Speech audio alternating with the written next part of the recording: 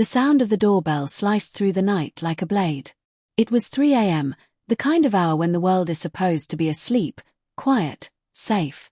My heart jumped into my throat as the second ring echoed through the dark house. I sat up, dazed, trying to make sense of the sound. Then came the voice, low, confident, and far too familiar. "Babe, you left your purse in my car." The words hung in the air like smoke, thick and poisonous. For a moment, I thought I was dreaming. But then I saw my wife, Sarah, jolt upright beside me, her breathing sharp and fast. She wasn't confused. She wasn't scared. She was caught. She whispered something under her breath, barely audible. "Oh God." I stared at her. "Who the hell is that?" She didn't answer. She just swung her legs out of bed, grabbed the robe hanging by the dresser, and froze halfway to the door.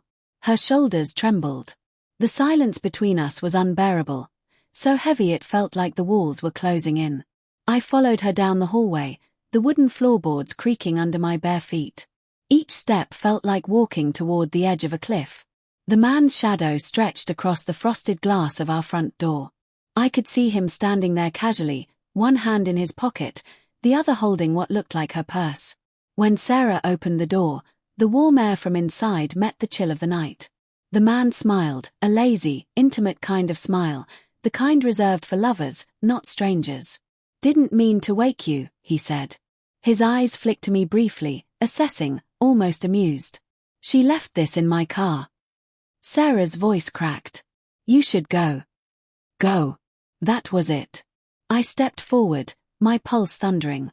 "Who are you?" I demanded. He looked right at me now, unfazed. "Does it matter?" It was like a punch to the gut. Sarah grabbed the purse from his hand, her fingers shaking. "Please, just leave," she said again, more desperate this time. He smirked, turned, and walked away into the darkness. I watched him go, my mind spinning, the sound of his car engine fading into the distance. When I turned back to her, she was already crying. "It's not what it looks like," she whispered. I laughed, an ugly, broken sound. "Then tell me what it is." She wiped her tears with trembling hands but said nothing. I could see the conflict in her eyes, the shame, the guilt, but also something else. Resignation. Like she'd been waiting for this moment, knowing it would come. "Sarah," I said softly, "how long?" She didn't answer. The silence said enough. I walked past her into the kitchen, needing distance, needing air. The clock on the wall ticked loudly, marking every second of the life I suddenly realized was a lie. She followed, still crying, still begging me to listen, but I couldn't focus on her words. My mind was replaying every late night at the office, every vague excuse, every cold shoulder. All the little red flags I had ignored because I wanted to believe in us. "You can't just walk away," she said, her voice cracking. "Please. It's not that simple." Not that simple. I turned to face her, my hands shaking. "You've been seeing someone else, haven't you? Just tell me the truth." Her lips parted, but the words didn't come. And that silence, that hesitation, was the confession I needed. "How long?" I asked again, my voice lower now, steadier. 2 months, she said finally, her voice barely audible. "It started after our fight about your job. I was angry, and he was just there." 2 months. I repeated it, trying to process the sound of it. 60 days.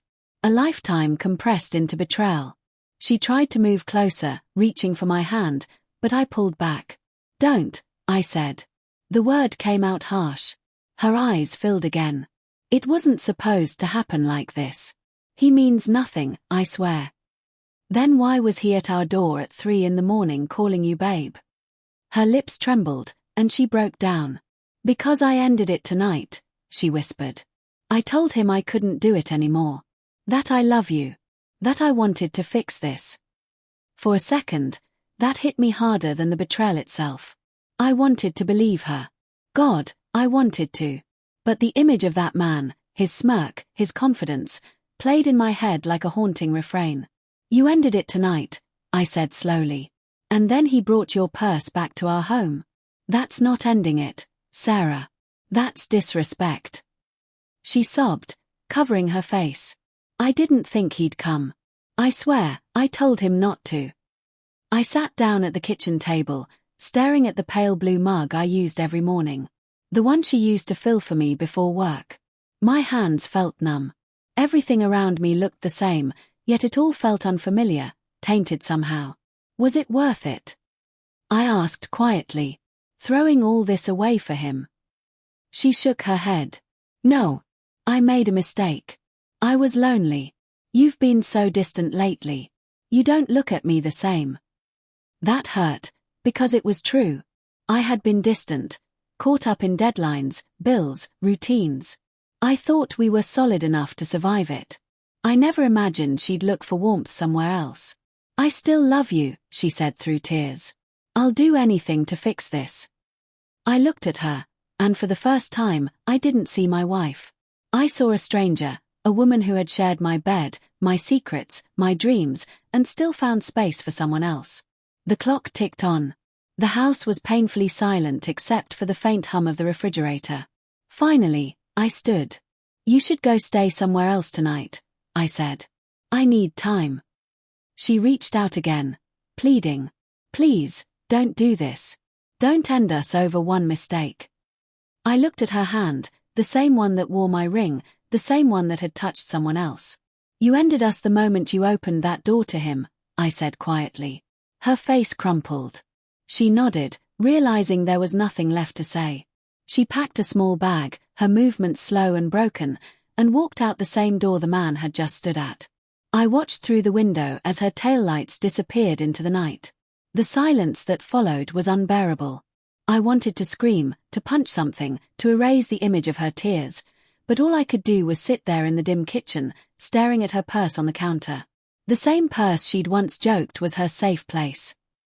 And in that moment, I realized how fragile love really is, how one late-night knock can shatter years of trust in a single breath.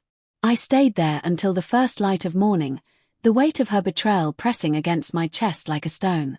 Somewhere outside, the world carried on. But inside, everything that mattered was already gone.